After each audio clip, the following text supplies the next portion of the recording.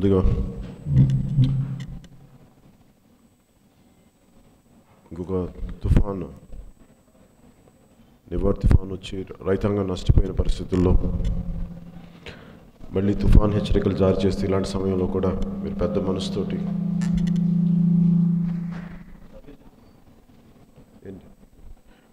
మనసుతోటి మీ సమయాన్ని విలువైన సమయాన్ని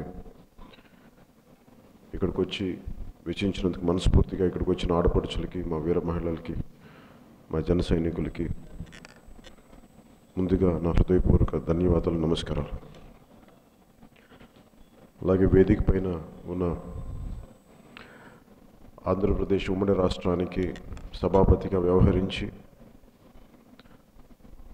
రాష్ట్ర విభజన సమయంలో చాలా ఒడిదుడుకులు సమర్థవంతంగా ఎదుర్కొని సభను నడిపించి రాష్ట్ర శ్రేయస్సు కోసం నిరంతరం తపన పడే వ్యక్తి పెద్దలు శ్రీ నారదల్ మనోహర్ గారికి మనస్ఫూర్తిగా హృదయపూర్వక నమస్కారాలు, ధన్యవాదాలు.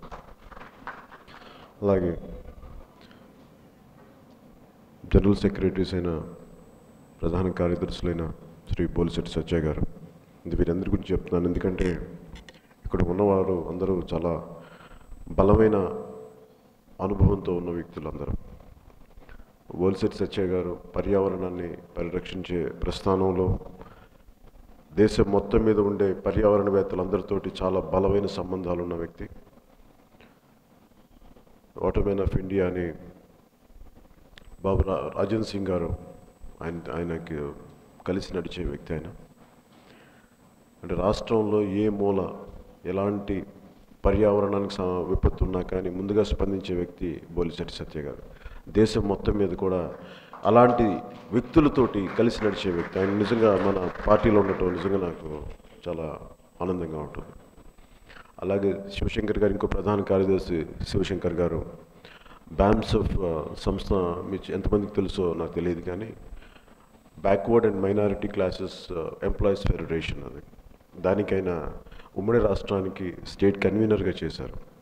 సో ఆయనకి ప్రతి వెనుకబడ్డ తరగతులు మైనారిటీ నాయకులందరితోటి చాలా కీలకమైన సమయంలో చాలా లోతుగా పరిశీలించి దానికి అనుభవం ఉన్న వ్యక్తులు శివశంకర్ గారు.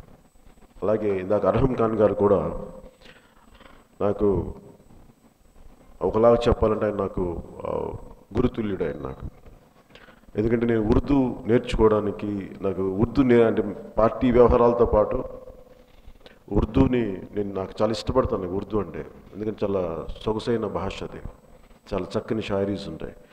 సో అప్పుడప్పుడు ఆయనతో ఖాళీగా ఉన్నప్పుడు, ఈ మధ్యన కుదరట్లేదు కానీ ఇదివరకైతే మేము కూర్చొని ముఖ్యంగా చెప్పాలంటే ఆయనతో సంబంధం ఈ ఒక్క రోజుది కాదు, ప్రజారాజ్యం పార్టీ ఉన్నప్పటి నుంచి మన రాజకీయ ప్రస్థానం కోసం పనిచేసిన వ్యక్తి. అందుకనే వారిని ఎప్పుడు ఆయన నాకు చాలా గుండెల్లో పెట్టుకునే వ్యక్తి.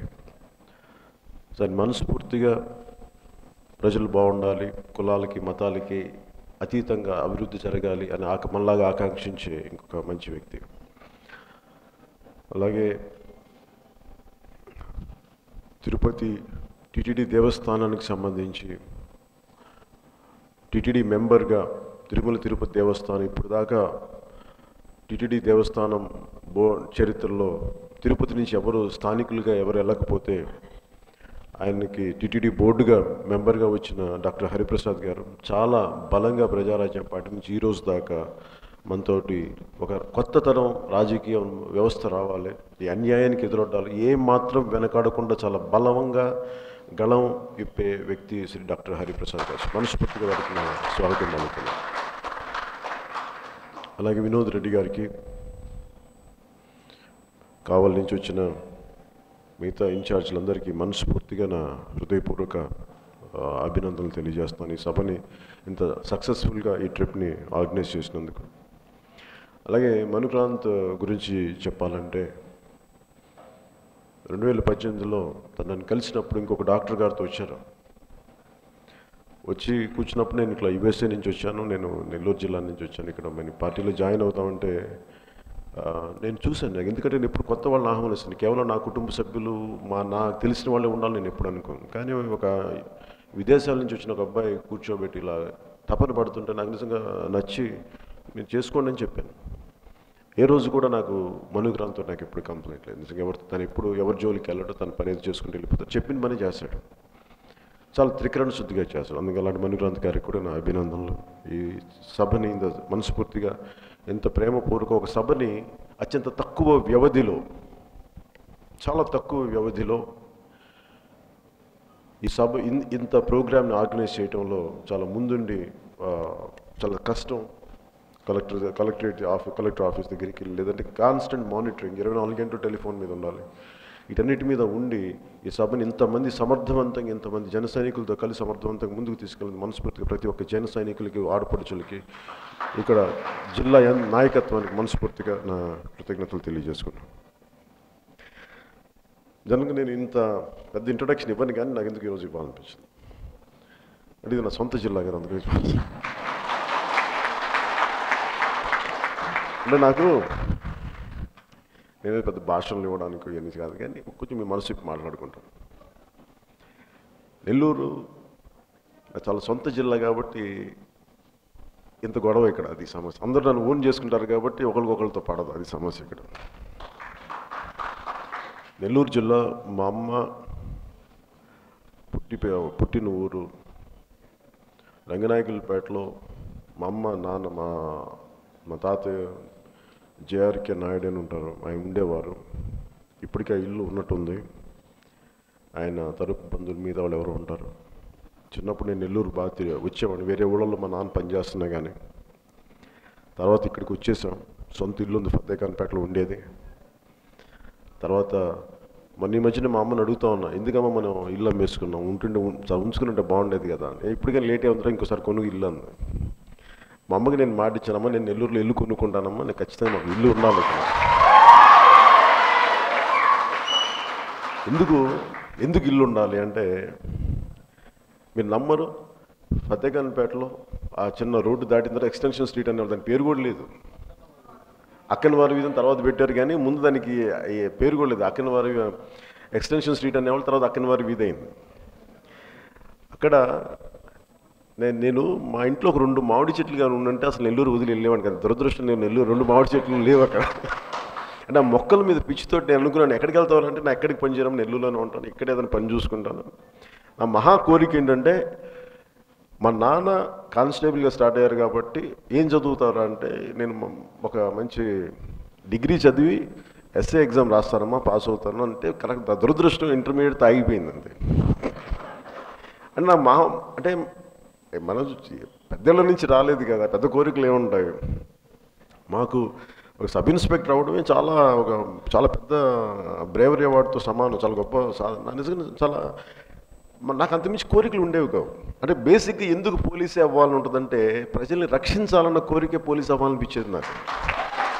నేను అనుకునేవాడిని చాలాసార్లు, ఎందుకు నాకు ఇంకేం అవ్వాలనిపించదు, పోనీ వ్యాపారం చేయొచ్చు కదా. లేదంటే చాలామంది నా ఫ్రెండ్స్ సుధీర్ రెడ్డి అనో లేదంటే సమీర్ రెడ్డి, వీళ్ళంతా చాలా ఫ్రెండ్, వీళ్ళందరూ వాళ్ళ కాంట్రాక్టర్స్ ఉండేవాళ్ళు. నాకు ఎందుకు కాంట్రాక్టర్ అవ్వాలనిపించదు, నాకేమనిపించదు, నాకు పోలీస్ అవ్వాలి ఎందుకు అనిపించేది అని అనుకునేవాడిని.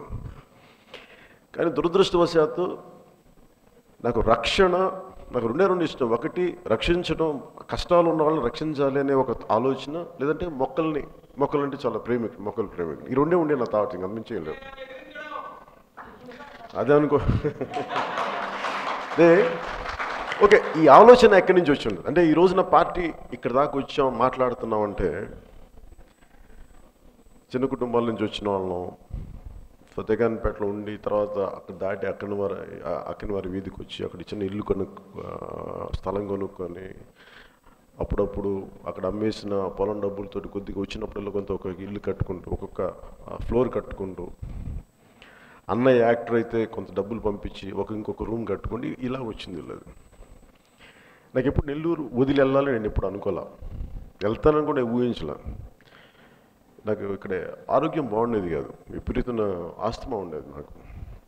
అందుకని సరిగ్గా చదువుకోలేక నేను మెడ్రాస్ వెళ్ళి మధ్యలో 2 సంవత్సరాలు ఉండి అటు ఇటు కాకుండా మళ్ళీ 10th వచ్చి ఇక్కడ రాసి ప్రైవేట్గా రాసి పాస్ అయ్యి, అది కూడా ఎలా పాస్ అయ్యారంటే, నాదెళ్ల మనోహర్ గారికి నా కృతజ్ఞతలు చెప్పాలంటే, వారికంటే కూడా వాళ్ళ నాన్నగారికి కృతజ్ఞతలు చెప్పాలి. ఎందుకంటే నాదెళ్ల భాస్కర్ గారు ముఖ్యమంత్రి అవడం వల్ల నాకు ఆ ఇచ్చిన గ్రేస్ మార్కులు 3 గ్రేస్ మార్కులతో నేను 10th పాస్ అయ్యాను. సో మనోహర్ గారు చెప్పారు, మీకు నేను మీ కుటుంబానికి నేను రుణపడి ఉన్నాను సార్, ఎందుకంటే నేను 10th పాస్ అయ్యాను చెప్పుకొని గర్వంగా. అందరూ అమ్మ మా వాడు పిహెచ్డి అండి, లేదంటే మా అబ్బాయి యూఎస్లో ప్రిన్స్టన్ యూనివర్సిటీ నుంచి వచ్చే డాక్టరేట్ సంపాదించాడు. మా ఇంట్లో ఏముంటుంది, అమ్మ నేను 10th పాస్ అయ్యానమ్మా, చాలా గర్వంగా చెప్పగలను. అలాగే చాలా కణా కష్టం మీద ఎంపీసీకి నాకు చాలా ఇష్టం సైన్సెస్ అంటే. మనకు వచ్చిన అత్యవసర మార్కులకి ఎంపీసీ ఎందుకు ఇస్తారు విఆర్ కాలేజీలో? అప్పటికి మా నాన్న చెప్పాను, కొంచెం చెప్పినా నీకు ఆళ్ళు తెలుసు అంటే, మా నాన్న అక్కడ కూర్చోబెట్టారే ఆయన ఇది మన సుధాకర్ రెడ్డి గారు, కళ్యాణి ఫిల్మ్స్ సుధాకర్ రెడ్డి గారి దగ్గరికి, లేదంటే ఇప్పుడు మన ఎంపీ ఒంగోలు ఎంపీ మాగంటి శ్రీనివాసులు గారు తెలిసిన వాళ్ళు ఎవరు ఉన్నారు అలా పంపిస్తే ఫైనల్గా పాపం వాళ్ళందరి దయ వల్ల, వాళ్ళు తెలిసిన వాళ్ళ దయ వల్ల, ఆయన పేరు మర్చిపోయినా, రెడ్డి గారి పేరుతో మర్చిపోయినాను. ఆయనకి ఒక ఎరువులు షాప్ ఉండేది, ఆయన మెంబర్ అనుకుంటా, విఆర్ కాలేజ్ మెంబరు. పాపం ఆయన దయ వల్ల నాకు ఇంటర్మీడియట్లో సీట్ వచ్చింది. కాకపోతే ఎంపీసీ ఇవ్వలేదు, కానీ మ్యాథమెటిక్స్ ఎకనామిక్స్ కామర్స్ కొంచెం స్టైలిష్గా ఉంటుందని తీసుకున్నాను. మ్యాథమెటిక్స్ వచ్చాను కాదు, కొంచెం చెప్పుకోవడానికి బాగుంటుందని. మరీ సిఈసీ అంటే బాగుంటుందేమో అనుకున్నా. కానీ వీటివన్నిటి వెనకాల నెల్లూరులో ఎక్కడ బీజం పడింది ఈ పొలిటికల్ పార్టీకి, ఈ పొలిటికల్ సీరియస్నెస్ ఎందుకు వచ్చింది అని అనడానికి, ఎప్పుడు ఒక వ్యధలో ఉండేవాడిని చిన్నప్పుడు. చాలామంది కష్టాల్లో ఉంటే పాపం వీళ్ళు ఎందుకు ఇలా ఉన్నారు, అరే మా ఫతేఖాన్పేట సెంటర్లో ఆ రిక్షా వాళ్ళు పాపం చలికి అలా తడిచిపోతున్నారంటే ఈ బాధ ఉండేది అంతే. మరి వాళ్ళకి ఎలా చేయాలి ఇట్లా ఆలోచన ఉండేది. అలాంటి టైంలో ఒక సామాజిక స్పృహ అనేది అంకురార్పణ జరిగింది మన నెల్లూరు జిల్లాలో, నేను పెరిగిన నెల్లూరులో. అందుకు నాకు జనసేన ఆవిర్భావం నెల్లూరులోనే అంకురార్పణ జరిగింది. ఇది నాకు చాలా ముఖ్యమైనది, ఇది నాకు చాలా ఇష్టమైంది. అందుకనే నేను నాకు దీని మీద, ఎందుకంటే నేను మిగతా చోట్ల రాగలిగాను, కానీ నెల్లూరుకి రావాలి అంటే నేను చిన్నప్పుడు పెరిగింది కొంచెం ఇబ్బంది నాకు. దీన్ని అధిగమించి ఈరోజు ఇక్కడికి ఇంత మాత్రం నాకు ఆనందంగా ఉందంటే, ఈ స్థాయికి పార్టీని తీసుకురావడం. ఒక చంద్రశేఖర్ ఆజాద్ గురించి నాకు చెప్పిన వ్యక్తి మా తెలుగు టీచరు. ట్యూషన్స్ 10th ట్యూషన్స్కి వెళ్తుంటే చంద్రశేఖర్ ఆజాద్ గురించి చెప్పి సామాజిక స్పృహని మరింత పెంపొందింప చేసిన వ్యక్తి. అలాగే మా అమ్మ తరపు బంధువులందరూ, చాలామంది మా నాన్న తరపు బంధువులందరూ కూడా, ముఖ్యంగా బెట్రగుంట, కావలి, నెల్లూరు, మిగతా ఏరియాల్లో కూడా చాలామంది వీళ్ళు కమ్యూనిస్ట్ పార్టీలో పనిచేసేవారు. సో నాకు ఎప్పుడు ఆ మైండ్లో ఒక పొలిటికల్ వాతావరణం ఉండేది, ఎప్పుడు మాట్లాడుకుంటారు నాన్నతోటి వీళ్ళతోటి. అవన్నీ నన్ను ప్రభావితం చేసినాయి. సో ఎంతసేపు మా నాన్న చెప్పిందంటే, ఎంతసేపు నువ్వు ఒక్కడే బతికేయడం కాదు, ఎంతో కొంత తిరిగి సమాజానికి మనం ఇవ్వాలరా అనేది మా నాన్న ఉద్దేశం. అంటే మా నాన్నది ఎలా ఉండేదంటే, ఎప్పుడో కావల్లోనే ఎక్కడ అనుకుంటా, చాలామంది శ్రీలంక శరణార్థులు కొంతమంది వచ్చేస్తే పాపం వాళ్ళకి ఏం చేయాలో తెలియకపోతే, దానికి మా నాన్న చాలా కాలం అందరితో మాట్లాడి ఆయన జీతం డబ్బులు కొంత తీసుకెళ్ళి వాళ్ళందరికీ ఆహార సదుపాయాలు, బట్టలని కొని పెట్టిన, ఏదో ఒక ధర్మకార్యాలు చేసే వ్యక్తి మా నాన్న. అంటే మా ఇంట్లో ఎంతో కొంత నువ్వు ఒక్కడే బతకడం కాకుండా మిగతా వాళ్ళు కూడా ఇంత చెయ్యాలన్న స్పృహ మా తల్లిదండ్రుల దగ్గర నుంచి వచ్చింది. అదే నన్ను, ఆ స్పృహే ఇంటర్మీడియట్ తాగిపోయినప్పటికీ కానీ చదవటం ఆపలేదు. నేను డిగ్రీ చేయలేకపోయాను, కానీ అసలు నాకు పుస్తకాలు, ఆయన చదువు నాకు నేర్పించింది నెల్లూరులో భవానీ బుక్ సెంటర్, రమేష్ అని ఒకళ్ళు ఉండేవాడు. ఆ భవానీ బుక్ సెంటర్కి వెళ్ళి కూర్చుంటే పాపం నన్ను పుస్తకాలు చదువుకొని ఇచ్చేవాడు, నన్ను బాగా చదువుకొని ఇచ్చాడు. అప్పులు ఇచ్చేవాడు నాకు. అప్పులు ఇంకా ఈ రోజుకి కొంత తీర్చలేదు అనుకుంటా నాకు. అతను ఎప్పుడు కనిపిస్తే తలదించుకొని వెళ్ళిపోతున్నాను, పెద్ద మాట్లాడకుండా. అతను అడగడు నన్ను. అంటే ఈ పుస్తక పఠనం అనేది కూడా నాకు ఆ భవానీ బుక్ సెంటర్ నెల్లూరు జిల్లా నాకు ప్రసాదించింది, ముఖ్యంగా నెల్లూరు టౌన్. అంటే ఇవన్నీ ఎందుకు చెప్తున్నానంటే, ఇదేదో నేను యాక్టర్ని అయిపోయి స్టార్డమ్ వచ్చేసింది కదా, ఇప్పుడు మనం పొలిటికల్ పార్టీ పెట్టాలి, ఎంజీఆర్ పాలిటిక్స్లోకి వచ్చారు, లేదంటే అంతకుముందు రజనీకాంత్ గారు వస్తున్నారు కదా, ఇట్లా నేను ఆలోచించి పాలిటిక్స్ రాలి. నిజంగా నా తోటి మనిషికి ఏదైనా చేయాలి, నా సాటి మనిషికి నేను నిలబడాలి అన్న థాటు సామాజిక స్పృహ పెంపొందింపజేసింది. ఆ ప్రాసెస్లో అంచెలంచెలుగా మనం ముందుకెళ్తూ, ఆ రోజున అన్నయ్య గారు ప్రజారాజ్యం పార్టీ తిరుపతిలో లాంచ్ చేస్తే 10 లక్షల మంది జనం వచ్చినప్పుడు దానికి ముందు చాలా కీలకంగా పనిచేసిన వ్యక్తిని నేను. కాకపోతే నేను ఎప్పుడు బయటికి కనిపించలే.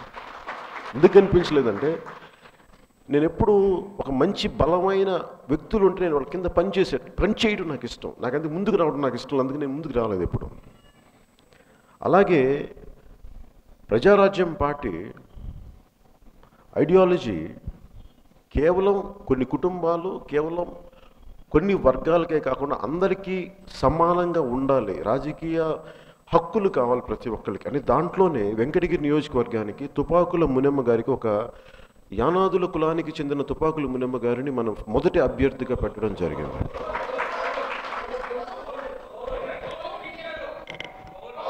కోవూరు ఎందుకు తుపాకుల మునెమ్మ గారిని అలా పెట్టామంటే, చాలా కులాలు గుర్తింపు లేదు రాజకీయంగా, వాళ్ళందరికీ మనం ముందు ఇవ్వాలి అని చెప్పి మనం స్టార్ట్ చేసింది. అంటే ఒక సామాజిక స్పృహ ఆ రోజు మొదలుపెట్టిన ప్రయాణం దాన్ని బలంగా ముందుకు తీసుకెళ్ళలేని పరిస్థితులు. మిగతా వాళ్ళు ఏంటంటే అందరికీ ఏంటంటే రాజకీయం అనగానే వెంటనే అధికారంలోకి వచ్చేయాలని చెప్పి గుంపు పక్కన చేరితే ఆశయం ఒకసారి అటు ఇటు వెళ్ళిపోద్ది. ఆ అనుభవంతో నీరు గార్చేస్తారు. అన్న మనం నడపలేమన్న పార్టీ, అన్న మనం నడపలేరు, ఇలా భయపెట్టేస్తారు. అనుభవాలని చూసి కూడా నేను జనసేన పెట్టానంటే నా ఆశయం లోతు ఎంతదో మీరు అర్థం చేసుకోవాలి. అంటే నేను ఒడిదుడుకులకి అలవాటు పడి దెబ్బతింటాం.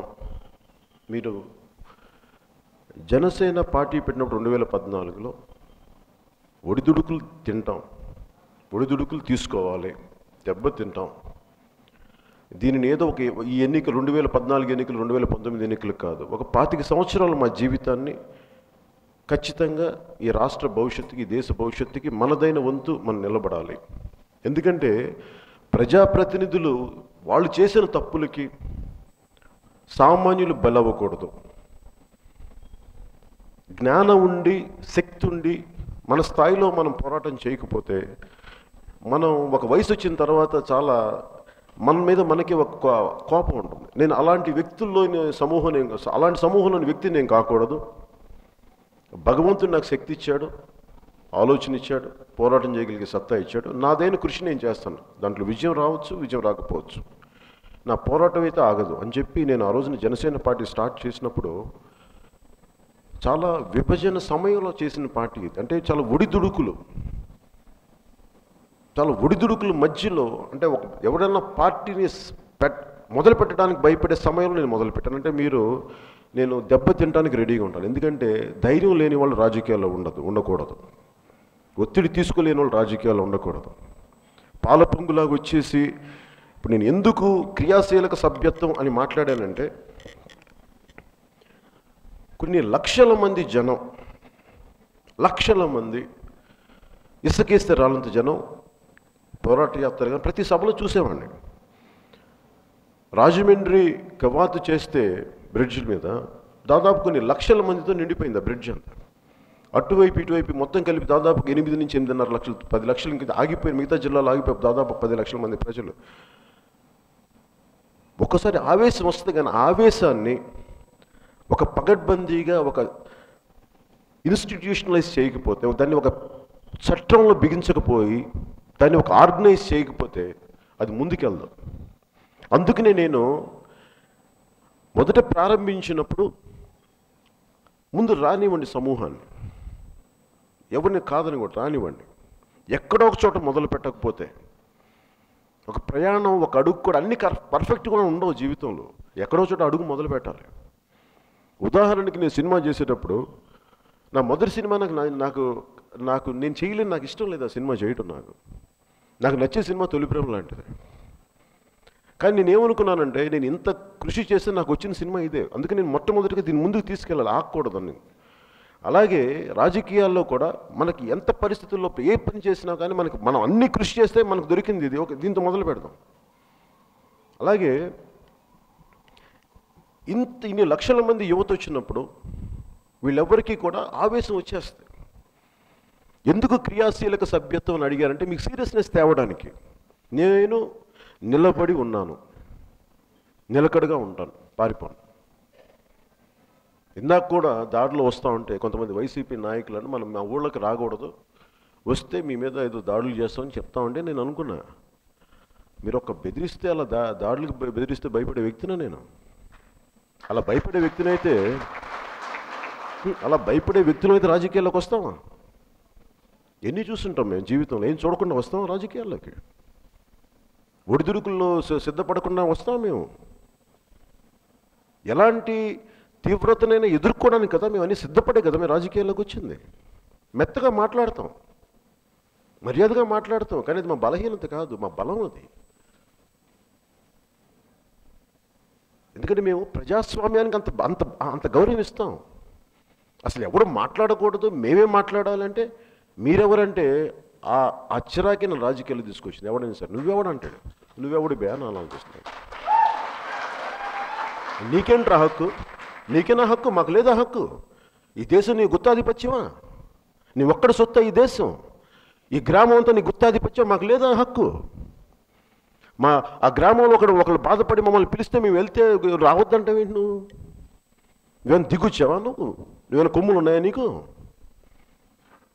నాకు ఈ కోపం చిన్నప్పటి నుంచి ఉంది. వీళ్ళెవరు మనల్ని ఆపడానికి అనేది. మనం భయపడితే ప్రతి ఒక్కరు మనం చంపి నలిపేస్తారు. నాకు భయంతో పిరికితనంతో బతకడం చిరాకు. నాలాంటి వాళ్ళు ప్రతి గ్రామంలో ఉన్నారు. వాళ్ళందరికీ అండగా ఉండటానికి మేము జనసేన ఉంది. నేను మీలాంటి వాడిని, నేను మీలాంటి వాళ్ళు ఉన్నారు. నేను మీలాంటి వాడిని. నేను ప్రత్యేకించి ఏం పుట్ల కాదు. నాకు మీకెంత కోపం ఉందో నాకు ఎంత కోపం. కానీ మనందరం కలిసి ఒక చోటకు వద్దాం. సో ముందు ఏం చేయాలి? నిన్న సభలో కూడా చెప్పాను, తిరుపతి సభలో, మన కార్యకర్తల సభలో కూడా చెప్పాను 3 ముఖ్యమైన మాటలు: ఎడ్యుకేట్, ఆర్గనైజ్, యాజిటేట్. ఎడ్యుకేషన్లో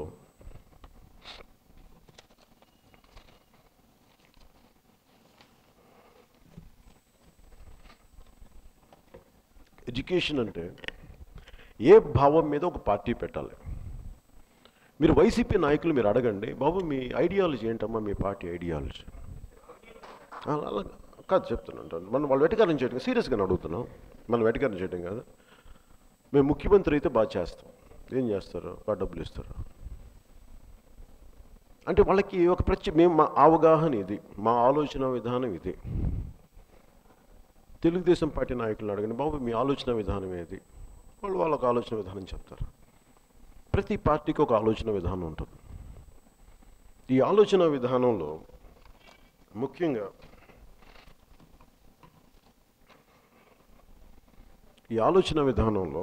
నేను ఎందుకు నా ఒక్కడనే బేస్ చేసుకుని నేను పార్టీ పెట్టాల. పవన్ కళ్యాణ్ అనే వ్యక్తి ఈరోజు ఉండొచ్చు, రేపు ఉండకపోవచ్చు, కానీ ఎప్పుడు భావం కలుపుద్ది మనల్ని. ఎందుకు 7 సూత్రాలు పెట్టాం? ఒక కులాలను కలిపి ఆలోచన విధానం కానీ, మతాలని అర్థం చేసుకొని అసలు దాని ప్రస్తావన అవసరం లేని భవిష్యత్తు రాజకీయం చేయడానికి కానీ, భాషల్ని గౌరవించే సాంప్రదాయం కానీ, సంస్కృతుల్ని కాపాడే సమాజం కానీ, ప్రాంతీయతను విస్మరించని జాతీయవాదం కానీ, ఒక అవినీతి జరుగుతుంటే దానిపైన అలుపెరగని పోరాటం చేయడానికి కానీ, పర్యావరణాన్ని పరిరక్షించే ఒక అభివృద్ధి ప్రస్థానం కానీ, ఇవన్నీ ఎందుకు పెట్టానంటే ఇవన్నీ సమాజంలో ఉండే అన్ని సమస్యలు కూడా దాదాపు వీటి చుట్టే తిరుగుతాయి ఎక్కడికి వెళ్ళినా సరే. అంటే మనందరినీ ఏకం చేయాలి. పవన్ కళ్యాణ్ మీద ఈరోజు ఇష్టం ఉంటుంది. ఉదాహరణకి నాకు 1,00,000 మంది అభిమానులు ఉంటారు. వాళ్ళు ఒక సినిమా బాగుంటే ఒక చప్పట్లు కొడతారు, ఒక సినిమా బాగాలేకపోతే వదిలేస్తారు. అలా కాదు. మా ఆలోచన విధానం ఏంటి, నేను సమాజాన్ని ఎలా చూస్తున్నాం, ఎందుకు ఇలాంటి ప్రిన్సిపల్స్ పెట్టానంటే ఇవి నేను బతికిన ప్రిన్సిపల్స్, బతికే ప్రిన్సిపల్స్. కానీ అవి నెల్లూరులోనే అంకురార్పణ జరిగింది వాటికి, ఈ ప్రిన్సిపల్స్కి. ఎందుకంటే ఉదాహరణకి పర్యావరణాన్ని పరిరక్షించే అభివృద్ధి ప్రస్థానం అంటే దానికి ఏదో కూర్చోబెట్టి మన పెద్ద అట్లా కాదు. చిన్నప్పుడు మేము స్కూల్లో ఉన్నప్పుడు చెరువు కనిపిస్తూ ఉండేది, సెయింట్ జోసెఫ్ స్కూల్లో. మేము కూర్చొని చెట్టు నరికేశారు, అందమైన పచ్చని చెట్టు నరికేసారండి. అరే చెట్టు మీద ఇలా చేసేయకూడదు కదా, ఎవరు అడగరండి. అలాగే స్కూల్లో టెక్స్ట్ బుక్స్ కావాలి అంటే టెక్స్ట్ బుక్స్ లేటుగా వచ్చి అందరికీ అంటే ఇన్ఫ్లుయెన్స్ ఉన్న వాళ్ళకి టెక్స్ట్ బుక్స్ తప్ప స్కూల్లో టెక్స్ట్ బుక్స్ వచ్చేవి కావు. మన మన అక్కనవారి ఇది పక్కన పైకి వెళ్ళి ఒక బుక్ సెంటర్ ఉండేది, మన గవర్నమెంట్ ముద్రణాలయం.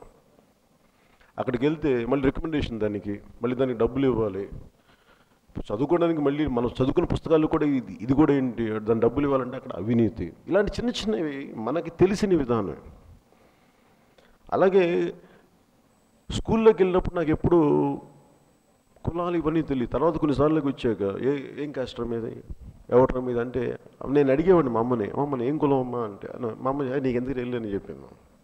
అంటే ఇలాంటివన్నీ చిన్న చిన్నగా స్టార్ట్ అయ్యి ఆ భావం ఒక్కొక్క సంవత్సరం ఎదిగే కొద్దీ, అవగాహన వచ్చే కొద్దీ పెరిగి పెద్ద సమాజాన్ని మరింత విస్తృతంగా చూసేటప్పటికి ఏమైతే మనం చిన్నప్పుడు చూసామో అవి ఇంకా పెరిగి పెద్దయినాయి తప్ప తగ్గల.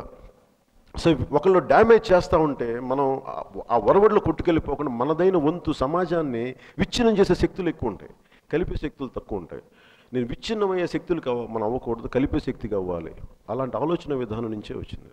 సో అందుకని జనసేన పార్టీని ఈ భావజాలం మనం కట్టిపడేయాలి. అంతేకాని పవన్ కళ్యాణ్ మీద ఇష్టం ఉంది, పవన్ కళ్యాణ్ గడ్డం ఉంది, పవన్ కళ్యాణ్ గడ్డం తెల్లగా ఉంది, పవన్ కళ్యాణ్ జుట్టు పొట్టిగా ఉంది, దీని మీద ఇష్టపడగలం.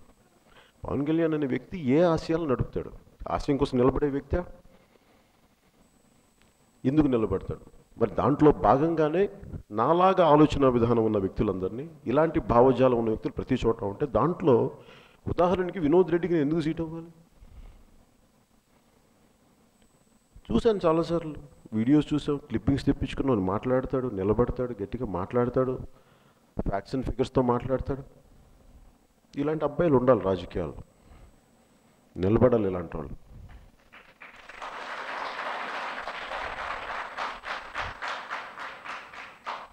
అలా ప్రతి ఒక్కళ్ళు ఇలా ఇంతమంది కొత్త వాళ్ళకి ఎవరు అవకాశం ఇస్తారు మీరు చెప్పండి? నాకేం సరదానా పార్టీ పెట్టడం?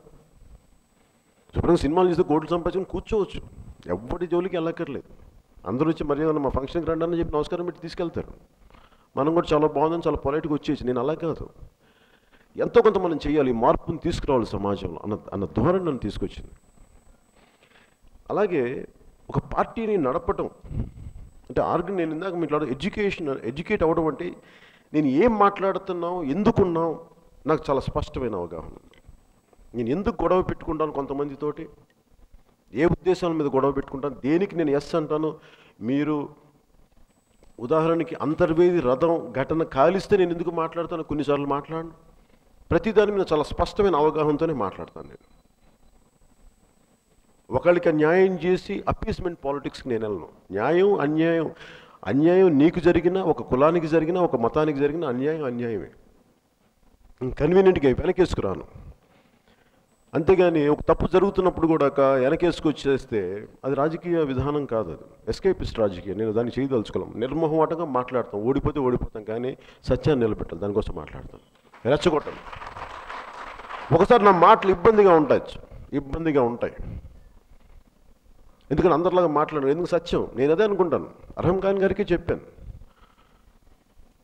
ఒక మస్జిద్ని అపవిత్రం చేస్తే నేను ఖచ్చితంగా నోరెత్తి మాట్లాడతాం, ఒక చర్చిని అపవిత్రం చేస్తే ఖచ్చితంగా మాట్లాడతాం, ఒక దేవాలయాన్ని అపవిత్రం చేసిన ఖచ్చితంగా మాట్లాడతాం. అంతేగాని చర్చి మసీదుల గురించి అపవిత్రత జరిగితే మాట్లాడి, దేవాలయానికి అపవిత్రం జరిగితే మాట్లాడకపోతే అంటే నేను సెక్యులరిజం అనే పదాన్ని అందరూ ఇంత పిచ్చిగా వాడేశారు ఈ దేశం. దేవాలయాలు జరిగితే మాట్లాడకూడదు, కేవలం మస్జిద్కి చర్చిలు జరిగితేనే నువ్వు సెక్యులరిస్ట్, దేవాలయం జరిగితే నువ్వు మతవాది. నేను దీన్ని తీసి పక్కన పెట్టి మాట్లాడతాను, ఎందుకంటే నాకు సర్వ మతాలు సర్వ దేవుళ్ళు ఒకటి, అంతే అన్నిటికీ. అందుకే నాకు ఆ భయాలు లేవు. సో ఇది ప్రతిదీ ఇవన్నీ ఇట్లా ప్రతిదాన్ని చెప్పుకుంటూ వస్తే ఈ 7 సిద్ధాంతాలను బేస్ చేసుకుని నేను ఏదైనా మాట్లాడతాను. సో మరి ఇలాంటి భావజాలం ఉన్న వాళ్ళందరం ప్రతి అవగాహన ఏర్పరచుకున్న తర్వాత మనం we have to be organised. అందరం కలిసి రావాలి ఒక చోటకి, ఒక ప్లాట్ఫామ్కి. ఈరోజు కలిసి వచ్చినట్టు దీన్ని నిలబడాలి. రేపు పొద్దున మనందరం కలిసి ఈ నిర్ణయం తీసుకున్నప్పుడు, కరెక్ట్ నిర్ణయం తీసుకున్నప్పుడు దీని మీద ఇలా మాట్లాడదాం. ఈరోజు రైతులకి అన్యాయం జరిగింది, రైతాంగాన్ని తీవ్రంగా నష్టపోయారు. లేదంటే ఇందాక వినోద్ రెడ్డి గారు చెప్పినట్టుగానే ఈ సోమశిల ఆత్మకూరు సంబంధించి సోమశిల ప్రాజెక్టు కానీ, సోమశిల ప్రాజెక్ట్ ఎలా ఉంది, సోమశిల ప్రాజెక్ట్ నెల్లూరుకి లైఫ్ లైన్ ఇది. అలాగే మిస్మేనేజ్మెంట్ ఆఫ్ ఇరిగేషన్ ప్రాజెక్ట్స్. ప్రతి చోట నేను అనంతపూర్కి వెళ్ళినా కానీ వాళ్ళ పొలాల మీద నుంచే నీళ్ళు వెళ్తుంటాయి, కానీ తీసుకుంటే కేసులు పెడతారు. వాళ్ళు అలా చూస్తూ ఉండాలి. ఇందాక ఆయన ఆత్మకూరు నుంచి మీరు మాట్లాడుతూ ఉంటే నాకు అనిపించింది, ఖచ్చితంగా ప్రతి చోట ఉన్న సమస్య ఇది. సో దీని మీద ఒక సమగ్రమైన అవగాహన జరగాలి. అందుకనే జై కిసాన్ అనే ప్రోగ్రామ్ ఎందుకు లాంచ్ చేస్తుంది? ఒక్క రోజుతో పోయే సమస్య కాదు, ఏదో ఒక నిబర్ వచ్చేసి ఈ రోజుకి వచ్చిన సమస్య కాదు. దీన్ని పర్మనెంట్గా ఒక పోరాట విధానం ఉండాలి, ఒక నిర్దిష్టమైన ఆలోచన విధానం ఉండాలి. అందుకే దీని మీద జై కిసాన్ అనే ప్రోగ్రామ్ ఎందుకు ఇంకా దాని మీద వస్తున్నప్పుడు నేను ఆలోచిస్తూ ఉన్నాను, ఏం చేస్తే బాగుంటుంది. అందుకని లాల్ బహదూర్ శాస్త్రి గారి ప్రేరణతోటి ఆయన జై జవాన్ జై కిసాన్ అన్న నినాదం మనకి ఈ రోజున మన దానికి కేవలం జై కిసాన్ నినాదాన్ని, దాంట్లో భాగమైన జై కిసాన్ నినాదాన్ని తీసుకొని మన రైతాంగానికి, కౌలు రైతుకు కానీ, రైతు దున్నే మన భూమి దున్నే రైతుకు కానీ వీళ్ళకి అండగా భవిష్యత్తులో ఎలా నిలబడాలి. ఇరిగేషన్ ప్రాజెక్టు వాళ్ళ పొలాల మధ్యలో నుంచి వెళ్తున్నవి అవి ఆ నీళ్ళు ఇక్కడికి రాలేకపోతే ఏం చేయాలి, ఇట్లా అనేక ఆలోచన ఏవైతే సమస్యలు వాటిని సమగ్రంగా పరిశీలించి అధ్యయనం చేసి ప్రతి జిల్లాకి, ఇందాక మనోహర్ గారు చెప్పినట్టుగా ప్రతి జిల్లాకి, ప్రతి నియోజకవర్గానికి ఒక నిర్దిష్టమైన ప్రణాళికతోటి దీనిని ముందుకు తీసుకెళ్ళి దాంట్లో అందరం భాగస్వామ్యం కావాలి. ఇలాంటి చాలా కీలకమైన ఒక 3-4 ఫ్లాగ్షిప్ ప్రోగ్రామ్స్, చాలా బలమైన ఒక 3 ప్రోగ్రామ్స్ పార్టీ తరపున చేయాలి. దాంట్లో భాగంగానే క్రియాశీలక సభ్యత్వం ఉండాలి. ఆ క్రియాశీలక సభ్యత్వం తీసుకున్న వాళ్ళు చాలా బలంగా నిలబడాలి. నేనేదో జనసేన పార్టీ సరదా కోసం పెట్టలేదు, నేను నిజంగా చాలా సీరియస్గా చాలా కమిటెడ్గా పెట్టాను. నేను నాకేదో అద్భుతాలు జరిగిపోతే నేను పెట్టలేదు, కానీ మార్పు రావాలి సమాజంలో. నా కళ్ళ ముందు నేను పెరిగిన ఒక్కొక్క వ్యవస్థ ధ్వంసం అయిపోతూ ఉంటే వచ్చిన ప్రతి ప్రజాప్రతినిధి, ప్రతి రెజీము వ్యవస్థల్ని బలోపేతం చేయాల్సింది పోయి నిర్వీర్యం చేస్తూ ఉంటే ఒక సగటు భారతీయుల్లో నేను కూర్చోవడానికి లేను. నేను నాదైన పోరాటం చేస్తాను, కుదిరితే కుదురుతుంది. కాకపోతే నాకైతే రిగ్రెట్స్ ఉండవు నా జీవితంలో. ఈ రోజు నా ఆఖరి రోజు అంటే నాకు రిగ్రెట్స్ ఉండవు, ఎందుకంటే నేను చేయదలుచుకున్నదంతా, నేను సమాజానికి బలంగా నిలబడగలిగేదంతా నేను చేసుకుంటూనే వచ్చాను. ఇప్పుడు నేను వెనకాడిన దానికి. అలాగే భవిష్యత్తులో కూడా ఈరోజు నాకేంటి సరదా, ఇంట్లో కూర్చోవచ్చు, సినిమాలు చేసుకోవచ్చు, ఎవరికి బయటికి రాకుండా ఉండొచ్చు, కాంట్రవర్సీస్ లేకుండా బతికేయచ్చు, చచ్చిపోవచ్చు కూడా. కానీ ఇప్పుడు బయట 14-16 ఏళ్ళ పిల్లలు ఉంటారు, రేపు పొద్దున వాళ్ళకి ఉద్యోగాలు ఎలా వస్తాయి? ఎక్కడో నెల్లూరులో పెరిగి నేను నెల్లూరు లీలామహల్లో సినిమాకి వెళ్ళినప్పుడు మా నాన్నతో పాటు 7:30కి వెళ్ళాం. స్కూల్ ట్యూషన్స్ అన్నీ అయిపోయిన తర్వాత 7:30కి వెళ్తే నేను అనుకునేవాడిని, అందరూ ఇలా ఇంత పెద్ద ఇంత స్టార్డమ్ ఎలా వస్తుంది అనుకునేవాడు ఇంగ్లీష్ సినిమాలు చూసి. ఇలా అవుతారా ఎవరన్నా అంటే, ఒక మనిషి ఇలా అనుకుంటే అవుతాడా అనుకునేవాడు. అంటే వ్యవస్థల్ని నిర్వీర్యం చేస్తే సమాజం కేవలం కొద్దిమంది డబ్బున్న వాళ్ళకే, కొద్దిమంది పేరు ప్రఖ్యాతులున్న కుటుంబాలకే బెటర్ ఆపర్చునిటీస్, మిగతా వాళ్ళకి రావంటే ఒక సగటు మనిషి, ఏమీ లేని ఒక కుటుంబం, ఒక దిగువ మధ్యతరగతి ఇంకా పేద కుటుంబాల నుంచి ఆ కళ కూడా కనే శక్తి లేకపోతే వాళ్ళు నిరాశ నిస్పృహ సమాజానికి మంచిది కాదు. అలాంటి అంటే ఖనిజాలతో చేసిన యువత అని మన గుంటూరు శేషన్ శర్మ గారు, నెల్లూరులో పుట్టిన గుంటూరు శేషన్ శర్మ, కళల ఖనిజాలతో చేసిన యువత. కళలు కనే కూడా శక్తి లేదా? కళలు కంటానికి కూడా ఎందుకు ఉంటే పగటి కళలు కంటావు, అవి నెరవేరవని. అలా కాకుండా వ్యవస్థల్ని బలోపేతం చేస్తే, చదువుకుంటే, నాకు కొంత జ్ఞానం ఉంటే నాకు మంచి జీవితం ఉంటుంది. ఆ కళకనే శక్తి ఎంతో కొంత మనకు బలోపేతం చేయకపోతే యువత నిరాశ నిస్పృహలు లోనయ్యి యాంటీ సోషల్ ఎలిమెంట్స్కి వెళ్ళిపోతారు. మొన్న ఈ మధ్యన ఒక టీవీ ప్రోగ్రామ్ చూస్తూ ఉంటే దాంట్లో ఒక ఆర్మీ మేజర్ అనుకుంటా, ఆయన ఒక పెద్ద కంపెనీలో సీవీగా పనిచేసి ఆయన ఒక ఎన్జిఓ నడుపుతూ ఉంటారు. ఆయన మాట్లాడుతూ ఉంటాడు, మొత్తం కూర్చోబెట్టి డెమోగ్రఫిక్ డివిడెంట్ అంటే అత్యధికంగా చాలా బలమైన యువత ఉన్న దేశం ఇది. ఈ యువతకి మీరు సరైన పని కల్పించకపోతే ఈ యువత ఇది విధ్వంసకరమైన పరిస్థితికి వెళ్ళిపోద్ది. అందుకని యువత గురించి ఆలోచించాలి. యువత గురించి అంటే ఇప్పుడు ఏం ఆలోచిస్తారు ప్రతి నాయకులు? వైసీపీ వాళ్ళని అడగండి, లేదా టీడీపీ వాళ్ళని అడగండి, ఏం చేస్తారు మీరంటే యువత మీ చుట్టూ తిప్పుకుంటారు. గ్రామ సచివాలయాలు 10 మందికి ఉద్యోగాలు ఇస్తే సరిపోద్దా? మిగతా యువత ఏమైపోయారు? అలా కాకుండా ప్రతి ఒక్కరికి మీరు ఏం చేయాలి, వాళ్ళకి మంచి విద్య ఇవ్వండి, కాన్సెప్చువల్ అండర్స్టాండింగ్తో ఎడ్యుకేషన్ ఇవ్వండి, వాళ్ళకి ఉపాధి అవకాశాలు కల్పించుకునే పెట్టండి. ఇంతమంది ఇన్ని లక్షల మంది, ఆయన చెప్తాను, ఇన్ని లక్షల మంది ఇంజనీర్లు బయటకు వస్తుంటే వారికి ఉద్యోగ అవకాశాలు ఎక్కడున్నాయి?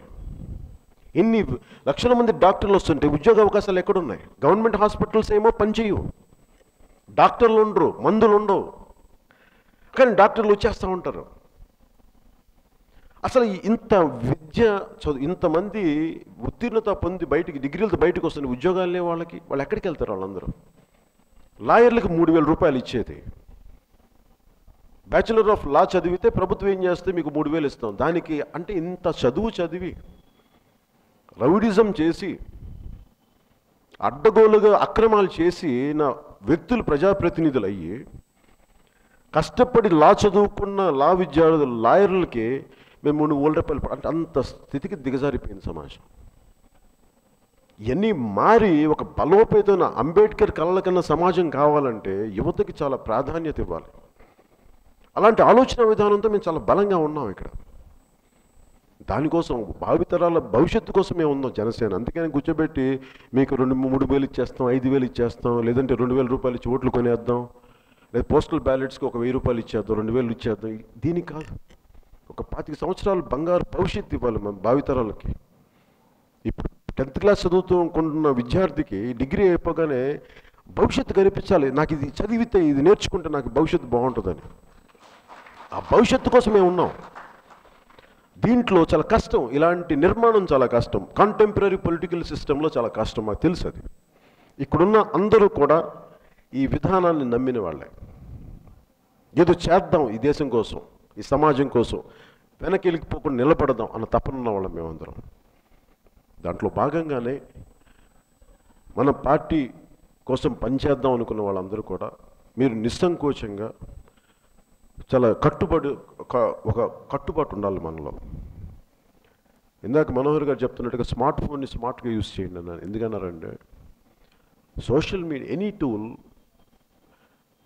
మీరు తీసుకెళ్ళి, ఒక కత్తిని తీసుకెళ్ళి కూరగాయలు కోసి చక్కటి వంట చేయొచ్చు, కత్తి తీసుకెళ్ళి పక్కన కూడా పొడిచచ్చు. డిపెండ్స్ ఎట్లా మీరు వాడతారు దీన్ని అని. సోషల్ మీడియాని కన్స్ట్రక్టివ్గా వాడచ్చు, సోషల్ మీడియాని డిస్ట్రక్టివ్గా కూడా వాడచ్చు. నేను సోషల్ మీడియా నా ట్విట్టర్ని చాలా జాగ్రత్తగా వాడతాను, అవసరం మేరకు వాడతాను. నేను ఎప్పుడు నా సినిమాలకి ఎప్పుడు నా సోషల్ మీడియాని వాడలేదు. నేను నా సినిమాలు వేరు, నా సోషల్ మీడియాని ఎప్పుడు సమస్యలకే వాడతాను. ఎందుకంటే కొద్దిమంది ప్రత్యేక పరిస్థితుల్లో అభినందనలు తెలియజేయడానికి వాడతాను. కానీ మన పార్టీలో ఉంటూ నా మీద అభిమానం అని చెప్తూ మన తోటి నాయకుల్ని కూడా మీరు తిడతా సోషల్ మీడియాలో పెడితే ఎవరికి నష్టం జరుగుద్ది అనుకుంటున్నారు మీరు? పవన్ కళ్యాణ్కి ఏదో నష్టం జరిగిపోద్ది, ఇలా జరిగిపోతే భయపడిపోతారు అని అనుకుంటే దయచేసి చాలా పెద్ద పొరపాటు. నేను అలా భయపడే వ్యక్తిని కాదమ్మా. నేను కింద పడ్డా మీద పడ్డా నాకు నిర్దిష్టమైన లక్ష్యం ఉంది. నా లక్ష్యం వైపు నేను నడుస్తూనే ఉంటాను. నాతో పాటు నన్ను అర్థం చేసుకునే వాళ్ళు ముందుకు వస్తే వచ్చారు, రాలిపోయే వాళ్ళు రాలిపోతారు తప్పని మేమైతే ముందుకు వెళ్తాం. అందుకని సోషల్ మీడియాలో పెట్టేసి ఫేస్బుక్ లైవ్లు పెడితే అవన్నీ మాకు చాలా చిన్నపిల్లల ఆటలా ఉంటాయి. వీళ్ళకి తెలుసు అసలు వీళ్ళకి ఏం మాట్లాడుతున్నారో అనిపిస్తుంది. బాధ్యత తీసుకున్నారా జీవితంలో? నోటికి వచ్చింది మాట్లాడేస్తే. సినిమాలు వేరు, రాజకీయం వేరు, ఈ రెండు అర్థం చేసుకోవాలి. నేను చాలా బాగా అర్థం చేసుకుని వచ్చాను. సినిమా రిలీజ్ అయినప్పుడు దానికి దండ కట్టడం వేరు, దానికి పాలు పోయటం వేరు, రాజకీయాల్లో ఒత్తిడి తీసుకోవటం వేరు. రెండింటికి రెండు సమానమైన. అందుకనే నేను సినిమాని సపరేట్గా, నన్ను ఇష్టపడేవాళ్ళు సినిమాని సపరేట్గా ఇష్టపడేవాళ్ళు నన్ను సినిమా హీరోగా ఇష్టపడండి. But when it comes to political process నేను చాలా సీరియస్ వ్యక్తిని. సరదాగా సినిమాల్లో ఉంటాను, కానీ నిజ జీవితంలో పొలిటికల్ సంబంధించిన వరకు నేను చాలా నిర్దిష్టంగా ఉంటాను. దయచేసి సోషల్ మీడియాని మీరు జనసేన అభివృద్ధికి వాడండి తప్ప దాన్ని ఇబ్బంది పెడదాం, నాయకుల్ని ఇబ్బంది పెడదాం.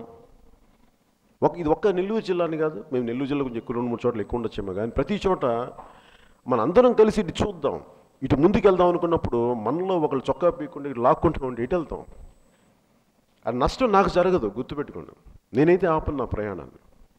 మీ వల్ల మిగతా వాళ్ళు ఒక మాట అనొచ్చేమో, మీ వాళ్ళు సరిగ్గా లేరని. కానీ నేను సరిగ్గానే ఉన్నాను కదా. మా వాళ్ళు ఉంటే ఉంటారు, మా వాళ్ళు వస్తే వచ్చారు, లేదంటే లేదు. నేనేం చేయలేను దానికి. నాతో పాటు వచ్చారు 10 మంది చాలు. స్వామి వివేకానంద చెప్పినట్టుగా లక్షల మంది అవసరం లేదు ఒక ఉద్యమానికి, 100 మంది ఉంటే చాలు. ఈ రోజున నాకు జనసేనకి అలాంటి 100 మంది ఉన్నారు. నేను చాలా గర్వంగా చెప్పాను. ఎస్సీ రిజర్వ్డ్ నియోజకవర్గాల్లో ఉన్నారు, ఓపెన్ నియోజకవర్గాల్లో ఉన్నారు. నన్నంటే అన్ని కులాల నుంచి, అన్ని ప్రాంతాల నుంచి, అన్ని మతాల నుంచి మొత్తానికి సంపూర్ణంగా ఇష్టపడే వ్యక్తులు ఉన్నారు నన్ను, తెలంగాణతో సహా. దేనికి అంటే తెలంగాణ మొన్న ఎన్నికల్లో కూడా 40-50 మంది నిలబడటానికి సిద్ధంగా ఉండి కూడా ఒక మాట చెప్తే ఆగిపోయారు. దేనికి అంటే తెలంగాణ తాలూకు ఆలోచన విధానాన్ని, భావజాలాన్ని నేర్చుకుంది నెల్లూరు జిల్లాలో నేర్చుకున్నాను. జమ్మల్ మరి వెయ్య కాళ్ళ జరిగిన గద్దరు పాడిన పాటలు మా నాన్న వింటా ఉంటే, అది ఎక్కడ కూర్చొని నెల్లూరు పెద్దగన్పేటలో ఉంటే తెలంగాణని నెల్లూరులో కూర్చొని అర్థం చేసుకునేవాళ్ళు. అదే భావం పెరిగి పెద్ద అయితే అక్కడ అర్థం చేసుకుంటే ఈ రోజుకి తెలంగాణలో మాకు ఎందుకు అంత బలంగా ఉంటుందంటే వాళ్ళ భావనల్ని, ఆ ఎమోషన్స్ని అర్థం చేసుకుని దేనికి వచ్చి ఉంటుంది. అదంటే సంస్కృతుల్ని కాపాడే సమాజం అన్న ఆలోచన విధానం నుంచి, లేదంటే ప్రాంతీయతని విస్మరించని జాతీయవాదం నుంచి, ఇవన్నీ మేము అర్థం చేసుకొని ముందుకెళ్ళేవాళ్ళం. సో అందుకని ప్రతీదీ కూడా మేము చాలా నిర్దిష్టంగా ఉన్నాం. మేము ప్రత్యేకించి ఒక బలమైన ప్రోగ్రామ్స్ పెట్టుకుంటా ఉన్నాం. ప్రతి సమస్యని చాలా క్షుణ్ణంగా పరిశీలిస్తాం. కొంత అధ్యయనం జరుగుద్ది, కొంత మేధోమదనం జరుగుద్ది. దీని మీద మాట్లాడతాం, నేర్చుకుంటాం, ఒక స్పష్టమైన ప్రణాళికతో ముందుకెళ్తాం. ఇక్కడ ఉన్న ఇప్పుడు చాలామంది కూర్చోబెట్టి, ఉదాహరణకి కావలి నుంచి వచ్చిన, ఆత్మకూరు నుంచి వచ్చిన 5 సంవత్సరాల నుంచి ఎవరు లేరు నా పక్కన. గత 2 సంవత్సరాల నుంచే ఉన్నారు. 6 సంవత్సరాల నుంచి, లేదా ఎలక్షన్ ముందు కొంతమంది వచ్చారు. నాతో పాటు కనీసం ఒక అర్ధ దశాబ్దం కూడా ప్రయాణించకుండా వెంటనే అభివృద్ధి ఫలాలు రావాలంటే జరగవు. నిన్న కూర్చోబెట్టి చాలామంది అంటూ ఉన్నారు, మనం కూర్చోబెట్టి మీరు వచ్చినప్పుడు జనం వస్తారు, మీరు వెళ్ళిపోయినప్పుడు ఒక్కరు రారని చెప్పి చాలా ఊగిపోతున్నా. ఒకటే చెప్పా, జనాలు ఎందుకు రావాలి మీకు? మీరు ప్రజల కోసం పనిచేస్తే జనం వస్తారు, మీరు నమ్ముతారు. పవన్ కళ్యాణ్ అనే వ్యక్తి కూర్చోబెట్టి, నాకే సరదా ఏంటి కూర్చోబెట్టి హైదరాబాద్ నుంచి వచ్చి కూర్చొని రావడానికి, ఇంత కరోనా సమయంలో రావడం. ఎందుకంటే నేను మర్యాద, నాకు చాలా గుండెల నిండుగా మా రైతాంగానికి నిలబడాలి. పాపం ఆశ చచ్చిపోతుంది రైతులకి. ఈ టైంలో మేము అద్భుతాలు చేస్తామని చెప్పట్లే, కానీ నీ కష్టంలో మేము ఉన్నాం, నువ్వు మాకు నీ బాధల్లో మేము ఉన్నాం. నీ బియ్యం, నువ్వు పండించిన వరి కుళ్ళిపోతుంటే ఆ కుళ్ళిపోయిన వాసనని మేము ఎందుకు పీలుస్తామంటే నీ బాధని మేము అర్థం చేసుకోవడానికి, చెప్పడానికి పీలుస్తాం. అది అలాగే నువ్వు కుళ్ళిపోయిన మొత్తం రాలిపోయిన తడి గింజలను తీసుకొని ఎందుకు పట్టుకుంటావంటే నీ బాధని మేము అర్థం చేసుకోవాలి, నీ కష్టాన్ని ఎలుగెత్తి చూపిస్తాం. ఎందుకు చెప్తాం? ఇవన్నీ ఏంటంటే భరోసా ఇచ్చే చర్యలు. అందుకని దీన్ని మనం ఉన్నాం, భరోసా ఇవ్వడం పాలిటిక్స్లో. ఒక కష్టం వచ్చిన మనిషికి ఏం లేదు, నువ్వు బాగానే ఉంటాం, మేము ఉంటాం, అది చెప్తే గుండెంత ధైర్యం వస్తుంది. అలా ప్రతి సమస్యకి మన దేశం, మన సమాజం, అది మన ఫతేఖాన్పేటలో ఒక అక్కన్నవారి వీధిలో ఒక సమస్య ఉంటే ఆ వీధిలో ఉండే వాళ్ళందరికీ ఒక 5 మంది కుర్రాళ్ళు కూర్చోబెట్టి, ఈ వీధిలో రోడ్డు బాగాల, లేదా కరెంటు దీపాలు లేవు, ఇది మన సమస్య అనుకుంటే అక్కడ జనసేన ఉంటుంది. ఆ పని చేసుకుంటూ వెళ్ళిపోతే అందరికీ మీరే ఆలవాలం అవుతారు, మీరు అవసరం అవుతారు. అలా కాకుండా ఒక టీ బ్యాగ్ ఏదో చిన్న పని చేస్తూ ఒక ఫోటో తీసుకొని, ఒక వాట్సాప్ చేసి ఇలా ఫోటో తీయించుకొని, సెల్ఫీ తీయించుకొని, నేను బాగా చేసేసాను నన్ను గుర్తించానంటే అలా గుర్తించాం. సెల్ఫీలు పెట్టేసుకొని, లేదంటే మేము ఈ పనులు చేసామంటే నేనెవరిని గుర్తించడానికి. నాయకత్వం రావాలంటే కింద నుంచి ఎదగాలి. నాయకత్వం ఎవరు ఇవ్వరు. నాయకత్వం ప్రజలు 10 మందికి నువ్వు అవసరమైనప్పుడు నీకు నాయకత్వం సహజ క్రమంలో వస్తుంది. అంతేగాని కూర్చోబెట్టి నన్ను గుర్తించాలంటే నేను అడుగుతాను ఎవరన్నా గుర్తించమని, నేను ఎవరిని అడగను గుర్తించమని. ప్రజలు మనకు ఓట్లేదు, నేను ఓడిపోయాను అనుకోండి, నన్ను ఎందుకు ఓడిపోవట్లేదు నేను అన్ను. నేనేం ఆలోచిస్తానంటే మనల్ని ఓడిపోయామని నేను ఏమనుకుంటానంటే, అసలు జనసేన ఆ పార్టీ ఓడిపోయిందంటే, లేదు జనసేన గెలిచింది. ఎందుకు గెలిచిందంటే 100 మంది రకరకాలుగా, 100 మందిలో ఒక 70-80%, 90% మిగతా పార్టీలకు వెళ్ళిపోతే కేవలం 9% మంది మా కోసం నిలబడ్డారు. 9% గెలిచాం మేము, ఒక 8% గెలిచాం మేము జనసేన ద్వారా. ఎప్పుడు హాఫ్ ఎంటీ అంటాం. ఒక గ్లాస్ తీసుకుంటే 2 రకాలుగా చూడొచ్చు దాన్ని. సగం నీళ్లుంటే సగం గ్లాసే ఖాళీ గ్లాస్ అంటాం, సగం గ్లాస్ అంటాం. కానీ సగం నిండిన గ్లాస్ అంటే దాని దృక్పథం వేరుంటుంది. నేను ఎప్పుడు కూడా ఆ పాజిటివ్ దృక్పథాన్ని చూస్తాను. ఒక 8% గెలిచి 8% గెలవడం నుండి సామాన్యం అనుకుంటున్నారా మీరు? 8% మీరు చూడండి ఒకసారి. గత 2019 ఎన్నికలు అన్ని పార్టీలకి చూడండి ఎంతెంత ఉన్నాయో శాతం. సో 8% గెలవటం యావరేజ్ 175 నియోజకవర్గాల మీద మనకు బలమున్న నియోజకవర్గాలు 30%, 20%, 23% అలా వచ్చింది. అంటే మనం తక్కువ పెర్ఫార్మెన్స్ చేయలేదు. అది మీరు దృష్టిలో పెట్టుకోవాలి. ఒక ఎమ్మెల్యే మన పార్టీలో గెలిచిన ఏకైక ఎమ్మెల్యే కూర్చోబెట్టి నేను బతుకున్నంత వరకు జగన్మోహన్ రెడ్డి గారు ముఖ్యమంత్రి అని సంతోషం. పాపం జన సైనికులు అందరూ రోడ్ల మీద కండువాలు వేసుకుని తిరిగితే ఆయన జగన్మోహన్ రెడ్డి గారిని భుజాల మీద వేసుకుంటాం. మనం ఏం చేస్తాం? దానికి బాధ కూడా పడం, అలా చూస్తుంటాం. మేము ఏం అనలేం కూడా. ఎందుకంటే ఆయన ఏమనుకుంటారంటే మనం సస్పెండ్ చేయని కోరుకుంటాం. మేము అలా సస్పెండ్ చేయం. ఎందుకంటే మిమ్మల్ని సస్పెండ్ చేయటం అలా ఆలోచించు. ఎందుకంటే మా జన సైనికులను సస్పెండ్ చేయడం, మిమ్మల్ని సస్పెండ్ చేయడం అందుకని మేము చెయ్యం. మా జన సైనికులు కష్టాన్ని గుర్తించి మిమ్మల్ని సస్పెండ్ చేయం. ఆయన పాపం నాకు ఆయనంటే చాలా గౌరవం, ఆయనంటే ఇష్టం కూడా నాకు. పాపం ఆయనకున్న పరిస్థితులు ఏంటో తెలియదు. మరి పాపం జగన్మోహన్ రెడ్డి గారిని జగన్ రెడ్డి గారిని అలా భుజాల మీద వేసుకుంటారు. సరే ఏం చేస్తాం మనం అంటే దీనికి కూడా సిద్ధపడ్డాను నేను రాజకీయాల్లోకి. మనం 10 సీట్లు వచ్చుంటే 10 సీట్లు 10 మంది కూడా వెళ్ళిపోయారంటే దానికి కూడా సిద్ధం. సార్ చూద్దాం ఏం జరుగుతాను. ఎందుకు నమ్ముతానంటే యువతను నమ్ముతాను నేను, మా ఆడపడుచులు నమ్ముతాను, మా వీర మహిళలు నమ్ముతాను. ఎందుకంటే వీళ్ళు కనుక బలంగా ఉంటే నేను ఒకసారి ఉండవల్లి అరుణ్ కుమార్ గారు మేమేదో సరదాగా మాట్లాడుకుంటే అడిగా ఎన్ని తక్కువ సీట్లు పోటీ చేయడం సరదాగా మాట్లాడుతాను. లేదు సార్ వాళ్ళు వెళ్ళిపోతారని అడిగా. మీ వాళ్ళు ఊరుకుంటారు ఏంటన్నా? అలా వెళ్ళిపోతే అన్ని పార్టీలు కుదురుద్దావు కానీ మీ పార్టీలకు వెళ్ళిపోతే మీ జన సైనికులు కానీ మీ వీర మహిళలు ఊరుకుంటారు మామూలు ఎలాంటి వాళ్ళు అనేది సరదాగా ఆయన ఒక జోక్ అన్నారు. అండ్ నాకేమనిపించిందంటే అంత కమిటెడ్ క్యాడర్ ఉంది నీకు, నేను వంటి ఇష్టపడే క్యాడర్ ఉందని చెప్పడం ఆయన ఉద్దేశం. సో దీన్ని మనం దృష్టిలో పెట్టుకొని జనసేన భావితరాలకి లేదంటే భవిష్యత్తుకి చాలా అవసరమైన పార్టీ ఆంధ్రప్రదేశ్కి. చాలా బలమైన వర్గం, మనకు ఒక కార్యవర్గం ఉన్న పార్టీ, క్యాడర్ ఉన్న పార్టీ. సో దీనిని మనం చాలా నిర్దిష్టంగా బలంగా మనం తీసుకెళ్తే దీంట్లో ఇండివిజువల్గా గుర్తింపు వచ్చిందా లేదా అనే కంటే కూడా పార్టీగా ఎదుగుతుంది. ఇందాక మనకి శివశంకర్ గారు చెప్తుంటే ఫుట్బాల్ గేమ్లో ఒక్కలాడే ఆట కాదు రాజకీయం, ఇట్స్ కలెక్టివ్ ప్లే. ఇది ఒక్కలాడేది కాదు. భారతీయ జనతా పార్టీ ఒక్కలాడే ఆట కాదు. ఒక 10 మంది కలిస్తే ఒక బలమైన నాయకులు ముందుకు తీసుకెళ్తారు. బాధ్యత ఎక్కువ. నాయకత్వం అంటే ఒకటే గుర్తుపెట్టి బాధ్యత ఎక్కువ. అందరూ కూర్చోబెట్టి మన సినిమాలో లాగా పెదరాయిలాగా ఇలా కండువా వేసుకుంటే అది నాయకత్వం. సినిమాలో బాగుంటుంది చూడడానికి నాయకత్వం, అందరూ చప్పట్లు కొట్టి ఇలా దండాలు పెడతా ఉంటారు సినిమాల్లో. అది రియల్ లైఫ్లో అలా ఉండదు. రియల్ లైఫ్లో బాధ్యత తిట్లు ఉంటాయి. ఎందుకు రాలేదు సత్య గారు చూడండి కడపకి మరి ఎప్పుడు వస్తారు ఇది గుట్లు ఇట్లా ఉంటాయి బాధ్యతలు మాకు. వర్షంలో తడవాలి, ఎండలో ఎండాలి, తిట్లు తినాలి, ఎన్ని చేస్తే అప్పుడు నాయకత్వం వస్తుంది. అందుకే నాయకత్వాన్ని సంపాదించుకోండి, నాయకత్వం ఇవ్వబడదు, నాయకత్వాన్ని సంపాదించుకోండి ప్రతి ఒక్కరు. అలాగే నా వ్యక్తిగతంగా నేనంటే సినిమాతో ఇష్టమైన అభిమానులు చాలామంది ఉన్నారు. వాళ్ళందరూ కూడా యు టర్న్ ఇంటూ, మీరు దయచేసి పొలిటికల్ తాలూకు భావజాలాన్ని మీరు అలవర్చుకోండి. సినిమా వేరు, రాజకీయ వేరు. దయచేసి నా అభిమానులందరికీ చెప్తాను, సినిమా వేరు. సినిమా అభిమానులుగా ఉండి దాన్ని వెంటనే మేము 10 సంవత్సరాల నుంచి మేము జెండాలు కడుతున్నాం, 10 సంవత్సరాల నుంచి పూలమాల వేస్తున్నాం కాబట్టి మాకు ఈ పార్టీ అంటే, ఈ పార్టీ అది వేరు. దయచేసి మీరు అర్థం చేసుకోవాలి. నేను గెలుపుల్లో మాట్లాడలేదు, ఓటమి అంటే ఓడిపోయిన తర్వాత మాట్లాడుతున్నాను. అంటే మేము ఓటమిలో కూడా మేము బెసికే వ్యక్తులం కాదు.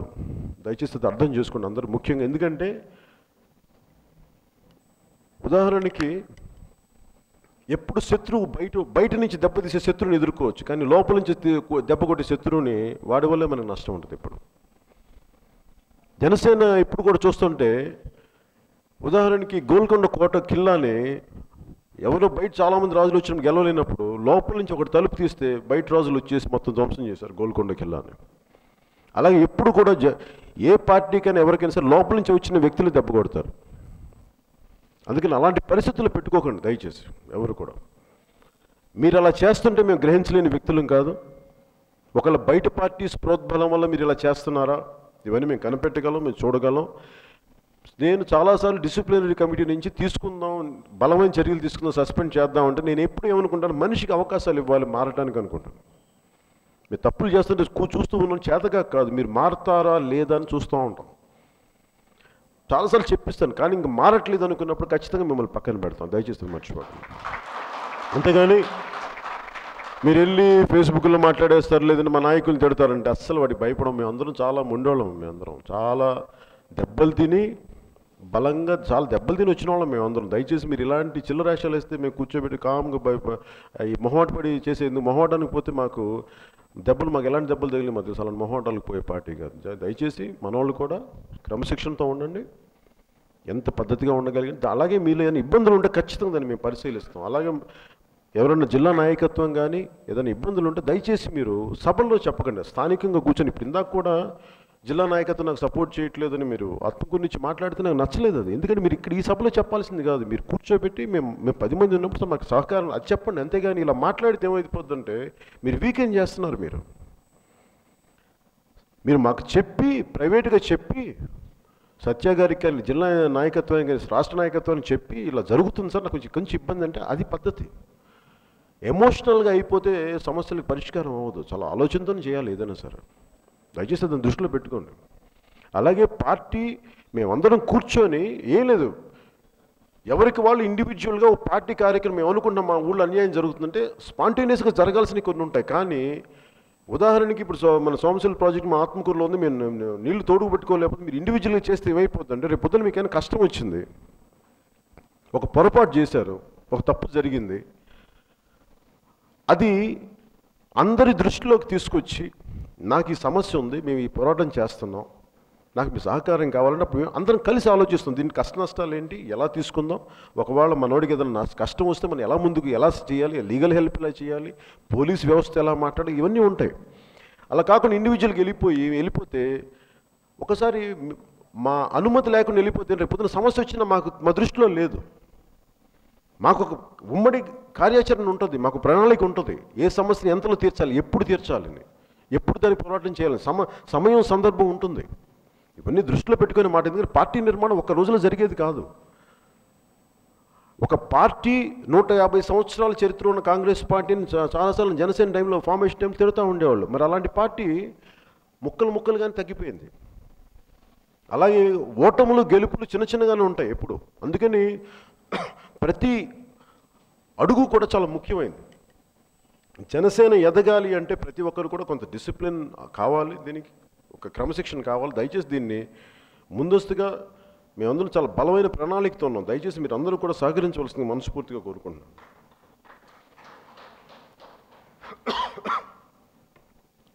ముగించబోయే ముందు నాకు ఇష్టమైంది రెండు ఇవి చిన్నప్పుడు మనందరం చదువుకున్న కథే. ఓ తండ్రి కొడుకులు కొట్టుకుంటా ఉంటే ఒక కర్ర ముక్క ఇచ్చి ఇంత పుల్ల ఇచ్చి ఇరుచురా అంటే ఇరుస్తాడు, ఇరిగిపోద్ది. రెండు ఇచ్చి ఎరుగురా అంటే ఇరుస్తాడు. ఒక కట్టె పుల్లలు ఇచ్చి ఎరుగురా అంటే ఎరవలేడు. అంటే కలిసి ఉంటే మనకుండే బలం వేరు, విడివిడిగా ఉంటే మనకు అంటే ఇంగ్లీష్లో united we stand, divided we fall. కలిసి ఉంటే బలం, ఎవరికాళ్ళు విడివిడిగా ఉంటే మీరు పోతారు, దాంతోపాటు పార్టీని కూడా వీకెన్ అయిపోద్ది. కానీ ఒక్కటి మటుకు చెప్తున్నాను, మీరు ఎంత వీకెన్ అయినా కానీ పవన్ కళ్యాణ్లోని స్పిరిట్ని అయితే మీరు చంపలేరు. అది మటుకు గుర్తుపెట్టి నేను చాలా బలంగా నిలబడతాను. అలాగే నెల్లూరులో సెయింట్ జోసెఫ్ స్కూల్లో మా తెలుగు టీచర్ చెప్పిన పాఠం కూడా మీకు ఒకసారి గుర్తు చేస్తాను. ఎందుకు చాలా అవసరం. ఈ రెండు united we stand, divided we fall, ఇదొకటిను 3 కాళ్ళ ముదసిలి అని చెప్పి ఒక కథ ఉండేది. ఒక రాజు గుర్రం మీద వేటకెళ్ళి తిరిగి వస్తూ ఉంటే దారిలో ఒక రహదారిలో ఒక ముసలాయన చాలా చావు బతుకుల్లాగా ఉండంటే ఓపిక కూడా లేనైనా ఒక మామిడి టెంక నాటుతూ ఉంటాడు. పక్కన ఆయన మనోడు కూడా ఏదో సహాయం చేస్తూ ఉంటాడు. ఆ రాజు సైన్యాధిపతి చూసి చాలా వెటకారంగా నవ్వి, ఎరా ముసలోడా,